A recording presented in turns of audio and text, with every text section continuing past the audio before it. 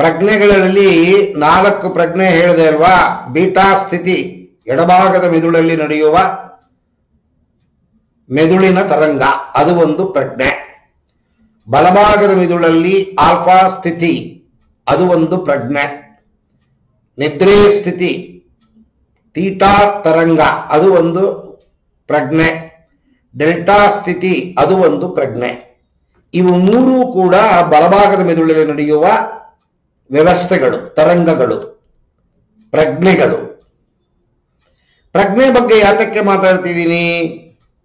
ಮನುಷ್ಯನಿಗೆ ಗೊತ್ತಿರೋದು 2 ಪ್ರಜ್ಞೆ. ಒಂದು ಎಚ್ಚರ ಸ್ಥಿತಿ, ಈಗ ನೀವು ಎಚ್ಚರವಾಗಿದ್ದೀರಾ. ಇನ್ನೊಂದು ನಿದ್ರೆ ಸ್ಥಿತಿ, ಇದು ಬಿಟ್ಟರೆ ಬೇರೆ ಗೊತ್ತಿಲ್ಲ. ಡೆಲ್ಟಾ ಸ್ಥಿತಿಗೆ ನಾವು ಹೋಗಿಲ್ಲ, ಧ್ಯಾನ ಸ್ಥಿತಿಗೂ ನಾವು ಹೋಗಿಲ್ಲ. ಧ್ಯಾನ ಸ್ಥಿತಿ ಅನ್ನೋದು ಆಲ್ಫಾ ಸ್ಥಿತಿ. ನಾವೇನು ಸನ್ಯಾಸಿಗಳೇ, ನೀವೇನೋ 70-80 ಆಗ್ತಾ ಬಂತು, ನೀವು ಧ್ಯಾನ ಏನೋ ಮಾತಾಡ್ತೀರಾ. ನಾವೆಲ್ಲ ಇನ್ನು ಸಣ್ಣ ವಯಸ್ಸವರು, ನಮ್ಮ ಹೆಂಡತಿಗೂ ಇನ್ನೂ ಸಣ್ಣ ವಯಸ್ಸು, ಮಕ್ಕಳೆಲ್ಲ ಚಿಕ್ಕದು, ನಾವ್ಯಾಕೆ ನಿಮ್ಮ ಬಗ್ಗೆ ಯೋಚನೆ ಮಾಡಬೇಕು? ಅದು ಸರಿಯೇ. ನಿಮ್ಮಂಥ ವಯಸ್ಸವರು ಧ್ಯಾನ ಮಾಡಕ್ಕೆ ಶುರು ಮಾಡಿದ್ರೆ ಯಾವ ತೊಂದರೆಗಳು ಇಲ್ಲದೆ ಸಂತೋಷವಾಗಿ ಜೀವನ ಮಾಡ್ಬೋದು. ಮಾಡಲ್ವಲ್ಲ,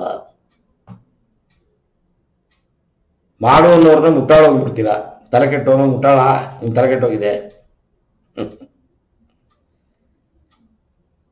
ಲೌಕಿಕ ಜೀವನದಲ್ಲಿರುವವರಿಗೆ ಧ್ಯಾನ ತುಂಬಾ ಇಂಪಾರ್ಟೆಂಟು.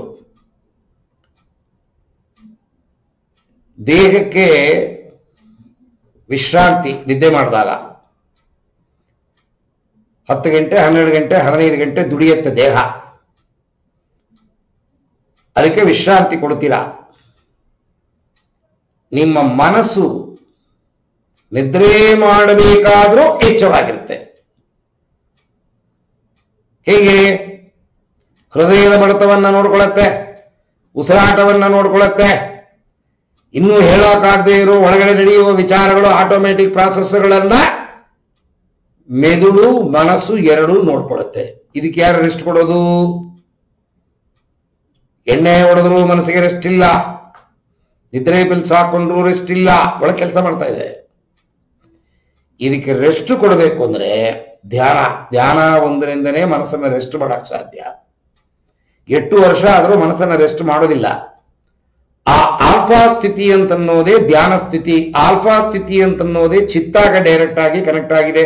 ಆ ಚಿತ್ತ ಒಳಗಡೆ ರೆಕಾರ್ಡ್ಗಳಿವೆ, ನಿಮ್ಮ ಜನ್ಮಾಂತರದಲ್ಲಿ ಮಾಡಿದ್ದು ಮತ್ತೆ ಈ ಜನ್ಮದಲ್ಲಿ ಮಾಡಿದ್ದು, ಮತ್ತೆ ನಿಮಗೆ ತೊಂದರೆ ಬರ್ತಾ ಇರುವ ನಕಾರಾತ್ಮಕ ಆಲೋಚನೆಗಳನ್ನು ಸೃಷ್ಟಿ ಮಾಡುವ ಜಾಗ ಚಿತ್ತ.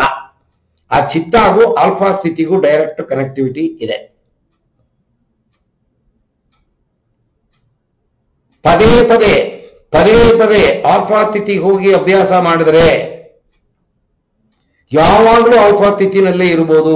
ಆಲ್ಫಾ ಸ್ಥಿತಿ ಅಂತನ್ನೋದು ನಿದ್ರೆ ಬಂದಂಗಿರುತ್ತೆ, ನಿದ್ರೆ ಇಲ್ಲ, ಆಲೋಚನೆಗಳೇ ಇಲ್ಲ, ಪಂಚ ಇಂದ್ರಿಯಗಳು ಎಚ್ಚರವಾಗಿದ್ದರೂ ಕೂಡ ಯಾವ ಚಟುವಟಿಕೆಯನ್ನು ಮಾಡೋದಿಲ್ಲ. ಆ ಒಂದು ಸ್ಥಿತಿಗೆ ನಾನೀಗ ನಿಮ್ಮನ್ನ ಕರ್ಕೊಂಡು ಹೋಗ್ತೀನಿ.